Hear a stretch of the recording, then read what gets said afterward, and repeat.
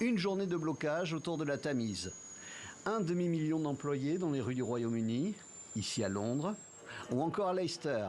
Des travailleurs du secteur privé et beaucoup de fonctionnaires, des personnels de santé, de la poste, des transports en commun, ou pour la première fois depuis le début du mouvement, de l'éducation.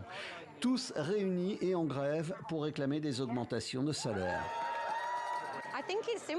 Je pense que c'est simple. Ces différends pourraient être résolus. Tout ce que ces gens veulent, c'est assez d'argent pour payer les factures. L'assurance de pouvoir vivre dans la dignité et la sécurité, ce ne sont pas de grandes demandes.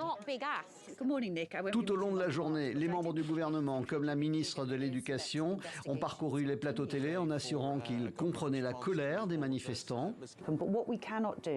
Mais ce que nous ne pouvons pas faire, c'est donner des augmentations de salaire pour pallier l'inflation à une partie des employés et aggraver l'inflation pour tout le monde. Le Premier ministre a dit qu'il ferait de son mieux pour que l'inflation soit réduite de moitié avant la fin de cette année.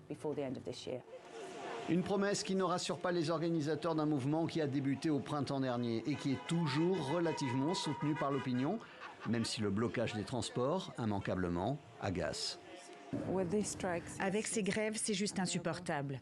Quand vous vous réveillez, il est 6 heures du matin, il fait à peine jour. Et quand vous rentrez chez vous, il fait carrément nuit. Les 100 jours de Rishi Sunak au poste de Premier ministre s'apparentent de plus en plus à un parcours du combattant. Outre les salaires, le bras de fer porte aussi sur les conditions de travail, les retraites ou encore la volonté du gouvernement de limiter le droit de grève.